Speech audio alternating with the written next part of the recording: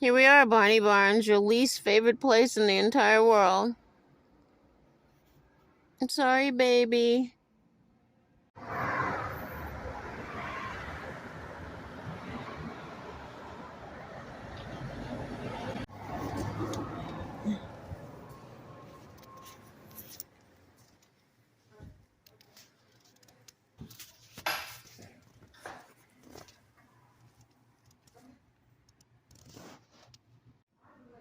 Yeah, Barnaby.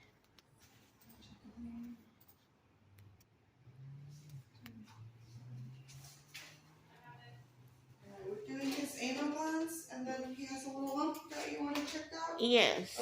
I don't know if that's where he got his shot when he came in, but it was where it was smaller, and it could be like an in. Like an ingrown hair or something? Maybe. Oh, okay. Is he bothered by it? Like, No, is he trying to I scratch touch it and okay. move it, and Okay. he doesn't seem to respond at all. Barnaby, what is that? You afraid? Yeah. All right. Yeah, I don't think it would be from the injection or the vaccine. We usually do them right here in the middle of the, but we can definitely check.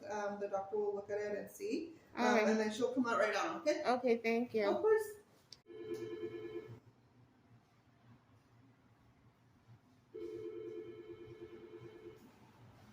Barnaby looks good. Okay. His heart still sounds good. Okay. Great. Okay. Chihuahua. So I'm not worried about the one on his head. It looks like a little mole. The one on his arm, under his armpit, that one worries me a little more because it's just in a bad location, just because it's right where his arm moves. Yeah. So that one we might want to do an aspirative and see if we need to worry about it. If it's going to keep getting bigger, we might want to take it off. Yeah. And also his leash is a harness, and it kind of a little, but I don't know. I mean, I've been having that harness on for years, and it's never been done. Let me know if you want to do any of it. We did the examination. We included the anal glands with the exam, so don't worry about the anal glands. The fine needle aspirates to get the sample from the mass, and then sending it out to the lab for the cytology. And then this is the allergy. Okay. Wow. Okay. It's 278.10. Okay. I mean, yeah. I'll take mine. Like that.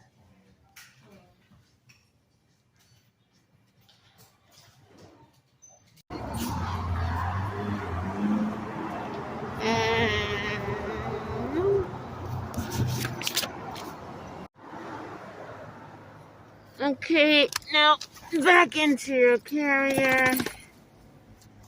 And that wasn't so bad, was it? I don't know, was it? We shall see.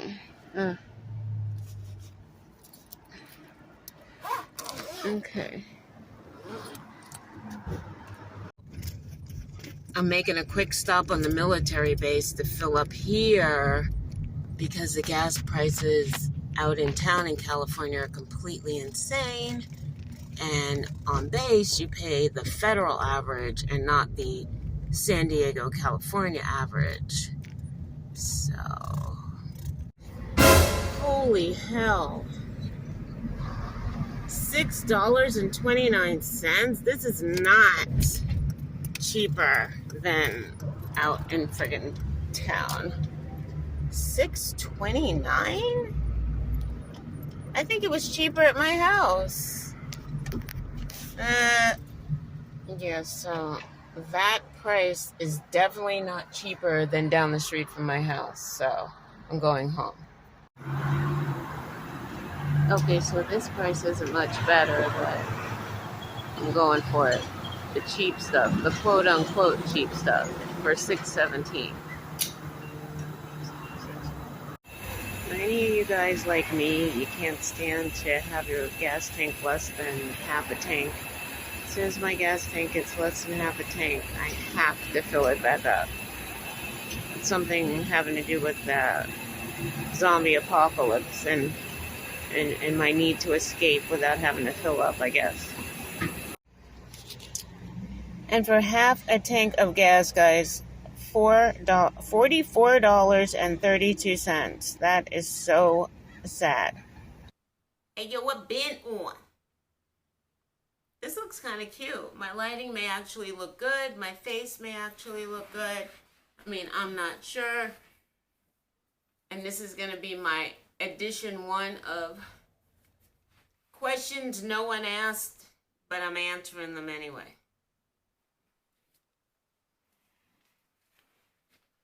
So I was going to try to get all cute and have my boots on and everything and this and this, but I mean, I don't wear boots in my house, especially not on my carpet, so let's keep it real.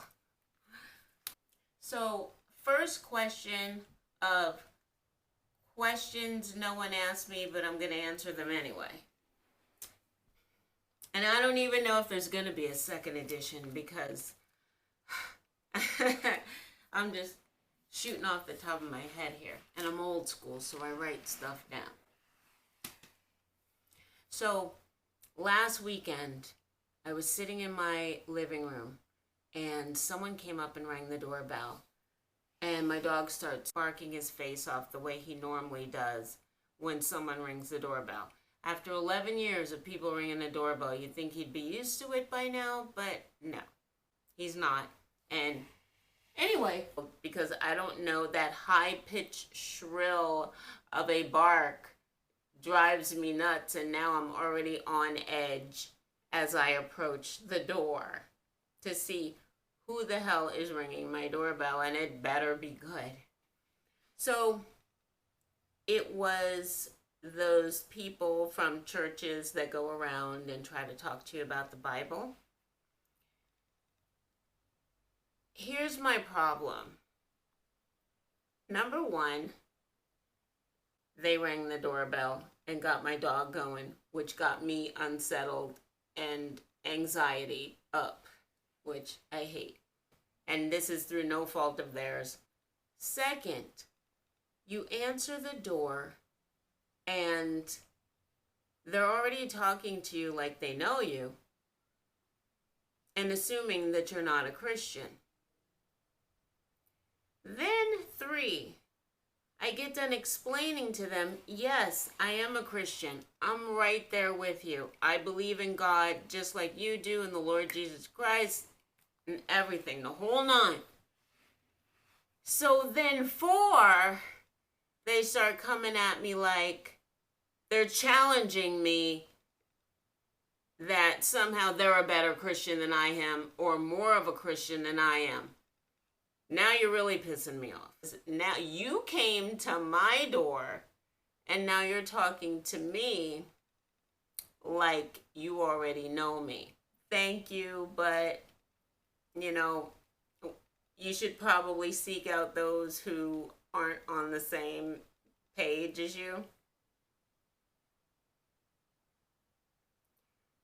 Then the next thing with that is, during the time of COVID, you're seriously stepping to my door with no mask on and expect me to just blindly invite you in. I don't know where you've been. I don't know who you are. I don't know what you've been exposed to. And you want to come in my house and sit down and have a conversation.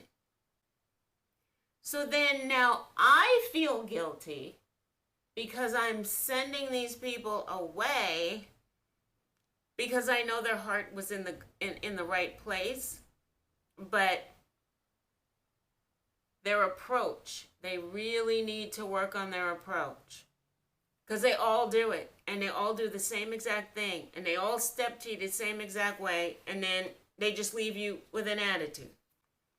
No, I don't have a problem with Christians coming to my door to talk about God, but please, think about your approach. Ordering pickup, takeout, or however you want to call it. And especially since COVID, order my meals over the phone, and then I head on down to the establishment, pick up the meal, and I take it home. I'm already coming down there to pick it up.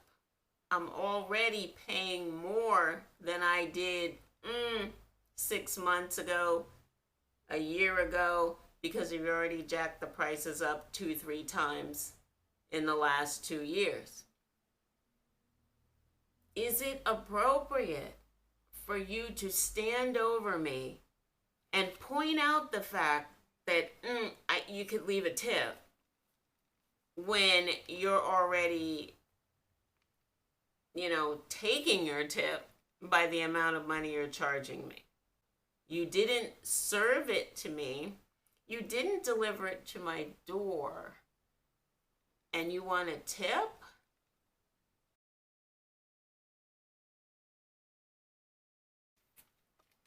Men and chivalry. Is chivalry dead? Is it? Because I feel like it is. I mean, it rarely happens anymore. And I don't know if it's because I've moved from the East Coast and now I live in the West Coast, because this is where I've noticed it the most. And I don't know whether it's just a West Coast thing or if it's a California thing, to be honest. But there seems to be no chivalry anymore. And by chivalry, I mean something as simple as, somebody walks through a door and knows I'm directly behind them, but doesn't even go, oh, and just kind of hold it.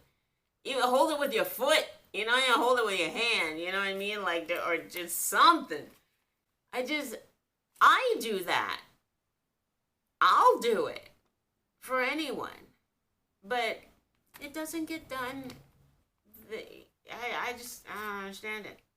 And I don't know whether I'm just being old school, but, I miss when, a man shows a woman some respect. Or actually, that holding a door isn't even about a man to a woman. Holding a door is like anyone to anyone. Like, if I walk through a door, I'm going to hold the door open if I know you're right behind me. I'm not just going to let it swing shut in your face. And then where I work is just a large majority of, it's just a whole melting pot of different nationalities. And maybe different cultures don't do that. I don't know, but especially at my job. And I'm not going to call out any particular, nationality or anything like that. But wow, it's just something I've noticed. My point is, I miss it. And I miss gentlemen being gentlemen. And just showing that little bit of extra, respect towards a woman. The other day, I was online and watching a video, and somebody said, Stevie Wonder's gotta let that hair go. And I felt guilty because I laughed. And I love Stevie Wonder. Don't get me wrong. But it was funny. But like Kristoff said about Olaf in Frozen, somebody's got to tell him. When you post on Facebook or other social media and someone comments with something that has nothing to do with your post, you post a photo about a vacation you took, and you comment about the vacation, and everybody else is going on and on and on about, oh wow, looks like such a good time, it's beautiful, and then grandma gets on and says, oh hey, I found that shoe I was looking for. Turns out it was under the bed, just like I thought it was. It's a good thing I checked again.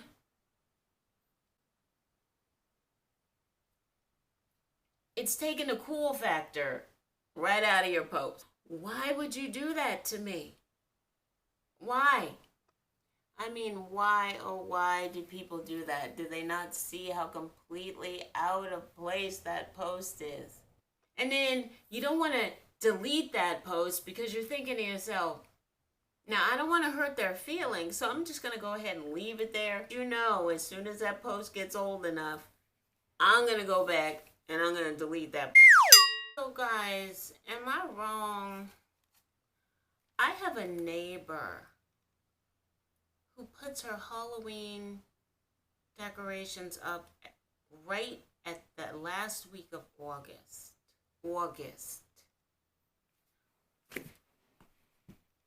August. Is it me? Or is that just too damn soon? I'm all about people celebrating what they want to celebrate and do, but I think it's tacky to do that. Why are you? Summer's not even over yet. Fall hasn't even started yet, and you're putting up your pumpkins and skeletons and ghosts and.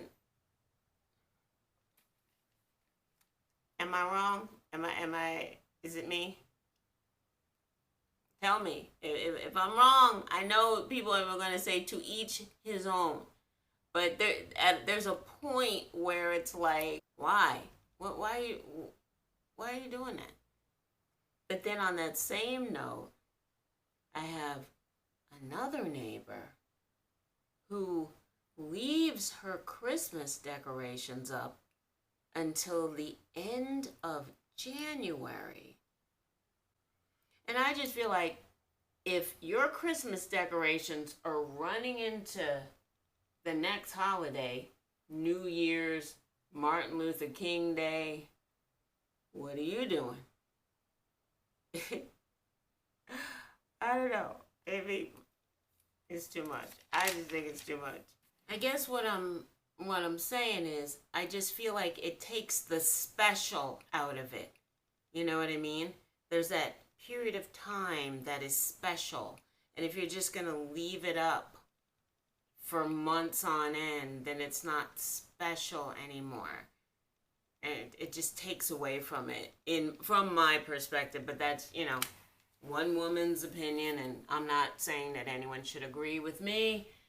It's just how I see it. Keep it special by ending it when it's supposed to end, starting it when it's supposed to start. The season. Pinky ring, we're about to 50. Two-tone my Lambo that's drippy. I left the bottle and she tipsy. Can't trust these hoes cause they iffy. I know that your best friend gon' slide now. Party at my house, that's a vibe now. Balling on these hoes like LeBron now. She spin off the top, it's a freestyle. And just an FYI, no, I don't say anything to these dear blessed people who choose to put their decorations up far too early or leave them up way too long, in my opinion. It's just something I noted and I'm just wondering what others think about it. I say nothing.